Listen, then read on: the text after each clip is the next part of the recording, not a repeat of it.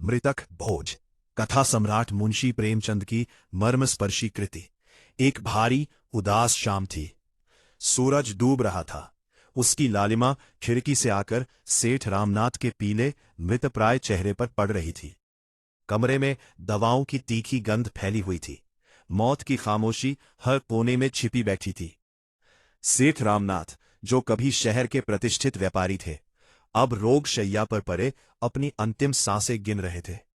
उनकी पथराई आंखें अपनी पत्नी सुशीला की ओर उठी। सुशीला अभी जवानी की दहलीज पर ही थी, किंतु चिंताओं ने उसके माथे पर समय से पहले झुर्रियां उकेर दी थीं। वो सिर झुकाए उनके पैर दबा रही थी। आंखों में आंसू सूख चुके थे। बस एक वीरान सन्नाटा बाकी था। रामनाथ ने कांपते हाथ से उसका हाथ थामा और क्षीण स्वर में बोले, सुशीला, मैं बड़ा अभागा हूं। मेरे साथ तुम्हें सदैव दुख ही भोगना पड़ा। जब घर में कुछ नहीं था, गरीबी का साया था, तब तुम रात दिन गृहस्थी के धंधों में पिसती रही, बच्चों के लिए मरती रही। और जब जरा सा कुछ संभला, 2 पैसे हाथ लगे, तुम्हारे आराम के दिन आए, तो मैं तुम्हें मंझधार में छोड़कर जा रहा हूं। उनकी सांसें उखड़ने लगी। खांसी का दौरा पड़ा। सुशीला तड़प कर उठी, पानी पिलाया और रोते हुए बोली, ऐसी बातें ना करे, आप ठीक हो जाएंगे, डॉक्टर ने कहा है। रामनाथ ने फीकी सी हंसी हंसी। डॉक्टर को कहने दो सुशीला, मैं जानता हूं बुलावा आ गया है। मुझे मौत का डर नहीं। डर तो बस इस बात का है कि मेरे बाद तुम्हारा और इन मासूम बच्चों का क्या होगा। जो जमा पूंजी थी वह बीमारी ने निगल ली। अब तुम्हारे पास क्या बचा है? बस ये मकान, इसे मत बेचना सुशीला, चाहे भूखे मर जाना, पर छत मत गंवाना। इसी से जीवन किसी तरह कट जाएगा। उनकी नजर कोने में खेल रहे दोनों बच्चों, मोहन और सोहन पर पड़ी। वे अबोध थे, नहीं जानते थे कि उनके सिर से पिता का साया उठने वाला है। छोटा सोहन खिलौने के लिए मचल रहा था। रामनाथ की आंखें भर आईं। सुशीला, उसे वह खिलौना मंगवा दो ना, बेचारा कब से रो रहा है। मेरे पास अब देने को कुछ नहीं बचा। अरे, क्या क्या अरमान थे मन में। बच्चों को पढ़ाऊंगा, बड़ा आदमी बनाऊंगा। सब धूल में मिल गए। सुशीला का कलेजा मुंह को आ गया। उसने आंचल मुंह में दबा लिया, रोने की आवाज बाहर न जाए। वह धन को प्राणों से प्रिय मानती थी। एक एक पैसा जोड़कर रखा था, किंतु अंत में सब डॉक्टरों हकीमों ने हड़प लिया। अब कठोर सत्य आंखों के सामने खड़ा था। रात गहराती गई और फिर वह घड़ी आ ही गई। रामनाथ ने एक लंबी हिचकी ली और हमेशा के लिए आंखें मूंद ली। सुशीला की दुनिया उजड़ गई।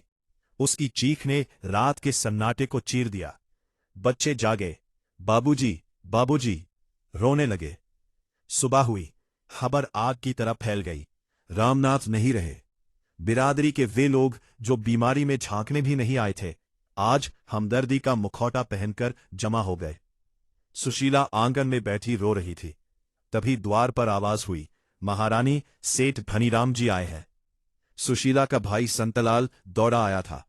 उसने सोचा, आखिर बिरादरी के मुखिया है, मुसीबत में सहारा देंगे। सुशीला ने आंसू पोंछे, घूंघट काढ़ा और द्वार पर खड़ी हो गई।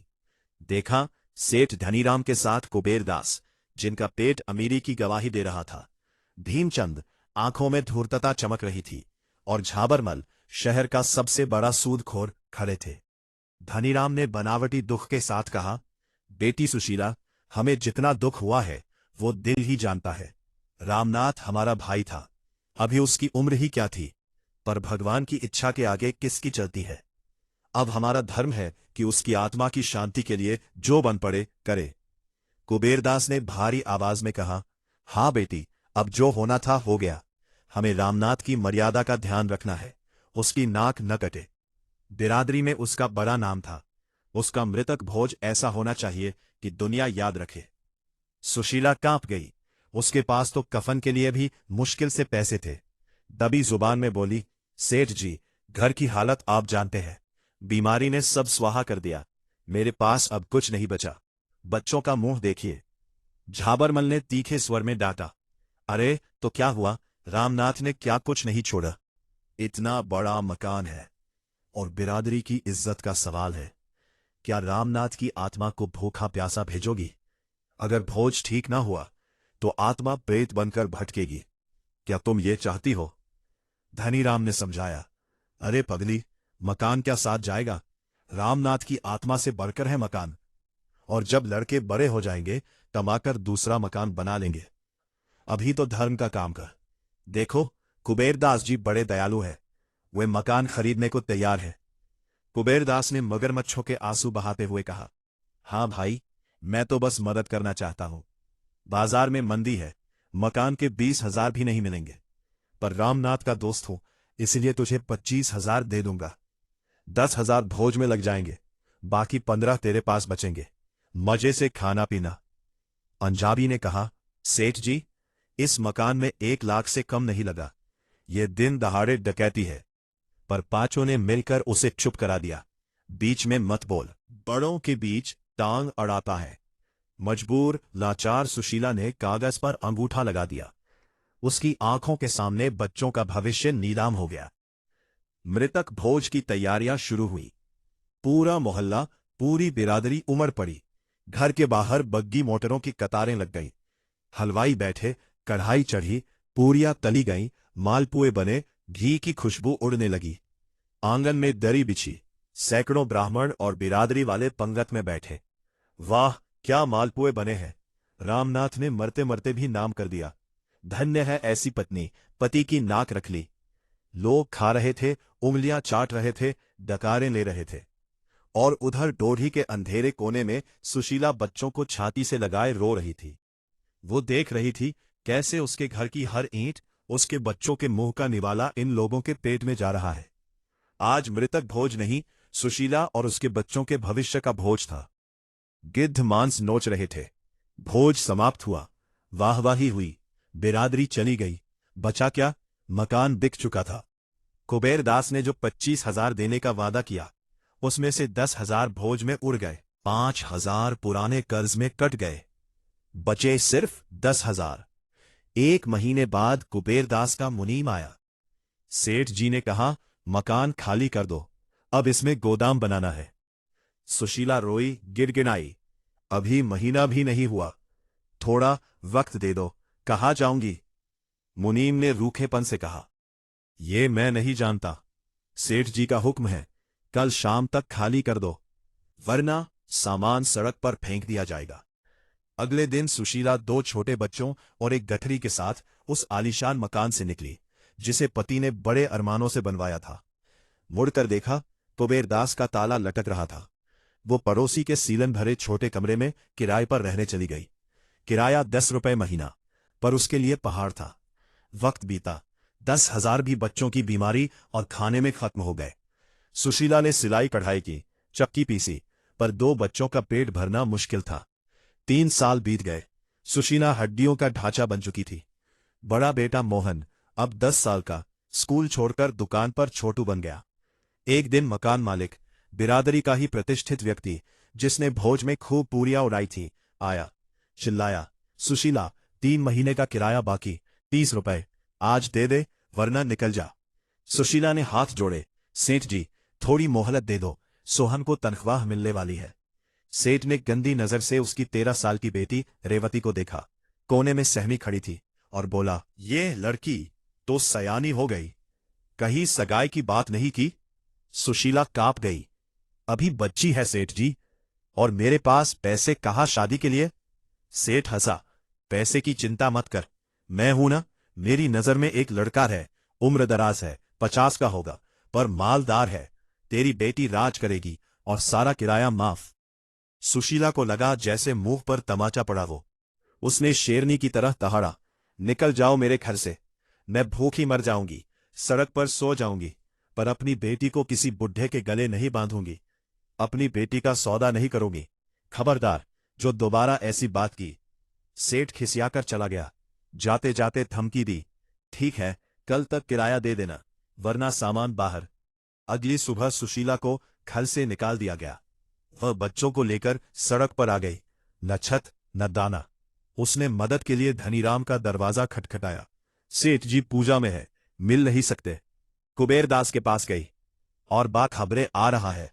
अब मैं क्या करूं? मैंने तो पूरे दाम दिए थे, जिन्होंने इज्जत के नाम पर घर बिकवाया था, आज पहचानने से इनकार कर रहे थे। अंत में एक गरीब बूढ़ी विधवा जो सब्जी बेचती थी, बिरादरी उसे नीची नजर से देखती थी, ने हाथ थामा। बेटी, मेरे पास महल नहीं पर टूटी झोपड़ी है, तू वहां रह ले। मैं अकेली हूं, तू भी अकेली, मिल बांटकर खा लेंगे। उस दिन सुशीला को समझ आया, इंसानियत महलों में नहीं, झोपड़ियों में बसती है। पर मुसीबतें खत्म न हुई। बरसात में छोटा मोहन टाइफाइड से बीमार पड़ गया। दवा के पैसे नहीं, सरकारी अस्पताल में भीड़, डॉक्टर नहीं देखते। सुशीला ने रेवती को भेजा, जा बेटी, बड़े पंडित जी से कहे, भोज में खूब दक्षिणा ली थी, कुछ मदद कर दे। रेवती गई। पंडित जी ने दूर से भगा दिया, जा, यहां खैरात नहीं बट रही, कर्मों का फल भोग। रेवती खाली हाथ लौटी। उस रात मोहन मां की गोद में तड़पते तड़पते बिना दवा के दम तोड़ गया। सुशीला पत्थर हो गई, आंसू भी न निकले। उसने आसमान की ओर देखा, हे भगवान, ये कैसा न्याय है। मैंने समाज की बात मानी, धर्म निभाया, सब लुटा दिया, बदले में मिला क्या? मेरे बच्चे की मौत। मोहन की मौत ने सुशीला को तोड़ दिया। वो बीमार रहने लगी। अब घर की जिम्मेदारी 14 साल की रेवती के कंधों पर आ गई। वो सुबह बर्तन मांजती, झाड़ू लगाती, शाम को मां के लिए दवा रोटी लाती। सुशीला चारपाई पर पड़ी अपनी बेटी को घिसते देखती, खून के आंसू रोती। एक दिन कुबेर दास की नजर रेवती पर पड़ी। वो सुंदर थी। उसने दुकान पर बुलाया, बेटी, तू क्यों इतनी मेहनत करती है? तेरी मां बीमार है, मेरी बात मान ले, तुझे रानी बनाकर रखूंगा। उसने नोट फेंका। रेवती का खून खौल उठा। उसने नोट उठाया और कुबेरदास के मुंह पर दे मारा। सेठ, हम गरीब जरूर है पर बिकाऊ नहीं। अपनी गंदी दौलत रखो। जिस बिरादरी ने मेरे भाई को मरने दिया, मां को जिंदा लाश बनाया, उस बिरादरी की और तुम्हारी मैं थूकती हूं। रेवती भाग आई। कुबेरदास का अहंकार चोटिल हुआ। उसने बिरादरी में पंचायत बुलाई। रामनाथ की लड़की हाथ से निकल गई, आवारा हो गई, बड़ों का सम्मान नहीं करती। हमारा धर्म है उसे सही रास्ते पर लाएं। नाबालिग है, मां बीमार है, इसलिए बिरादरी का हक है उसकी शादी झाबरमल से कर दी जाए, उसके भले के लिए। पंचायत ने फैसला सुना दिया। जब खबर सुशीला तक पहुंची, उसमें अचानक ताकत आ गई। वो लड़खड़ाती उठी, रेवती का हाथ पकड़ा। नहीं बेटी, अब और नहीं। मैंने एक बार गलती की, समाज के डर से घर बेच दिया, बेटा खो दिया, अब तुझे नहीं खोऊंगी। ये भेड़िए तुझे नोच खाएंगे। रेवती रो रही थी, मां, हम क्या करेंगे? ये जबरदस्ती ले जाएंगे। सुशीला ने उसकी आंखों में देखा, हम वहां जाएंगे जहां इनकी पहुंच नहीं, जहां सिर्फ शांति है। उस रात घना अंधेरा था, बारिश हो रही थी। सुशीला और रेवती चुपचाप झोपड़ी से निकली, गंगा किनारे पहुंची। नदी उफान पर थी, लहरें शोर मचा रही थीं। सुशीला ने रेवती को गले लगाया। डर तो नहीं लग रहा बेटी? रेवती ने सीने में सिर छुपाया। नहीं मां, तुम्हारे साथ तो नर्क भी स्वर्ग है, बस इन जालिमों से बचा लो। सुशीला ने आसमान देखा। हे ईश्वर, हमें अपनी शरण में ले ले, इस दुनिया में गरीबों के लिए कोई जगह नहीं। एक छपाक की आवाज हुई और सब शांत हो गया। अगली सुबह गंगा किनारे 2 लाशें मिली, मां और बेटी, एक दूसरे से लिपटी हुई। कुबेरदास, धनीराम और बिरादरी वाले पहुंचे। कुबेरदास ने कहा, चलो, अच्छा हुआ बिरादरी की बदनामी नहीं हुई, खुद ही मर गई। धनीराम बोला, हां, कर्म ऐसे थे, अब इनका क्रियाकर्म कर दो, पाप न लगे। पर वहां खड़ा संतलाल फट पड़ा। बंद करो ये नाटक, तुमने इन्हें मारा है, ये आत्महत्या नहीं, हत्या है। तुम सबके हाथों पर इनका खून है। इज्जत के नाम पर एक हंसते खेलते परिवार को खा लिया। पहले बाप को लूटा, फिर बेटे को दबा के बिना मारा। आज मां बेटी को नदी में कूदने पर मजबूर कर दिया। धिक्कार है तुम पर, धिक्कार है ऐसी बिरादरी पर। संतलाल की आवाज गूंज रही थी, पर सुनने वाले बहरे थे। वे अपनी नाक बचाने में लगे थे। पर इतिहास गवाह है, ऊपर वाला देख रहा है। सुशीला और रेवती की वे खामोश चीखें आज भी समाज से सवाल पूछती है, क्या इंसान की जान से बढ़कर है ये झूठी शान? क्या एक भोज के लिए किसी का घर उजाड़ना धर्म है? मुंशी प्रेमचंद की ये कहानी सिर्फ कहानी नहीं, एक आईना है। आज भी दिखावे के नाम पर शादियों मौतों में लाखों बर्बाद होते हैं, चाहे घर बिक जाए। कब समझेंगे हम, असली श्रद्धांजलि भोजन में नहीं, उस परिवार को सहारा देने में है जो सब कुछ खो चुका है।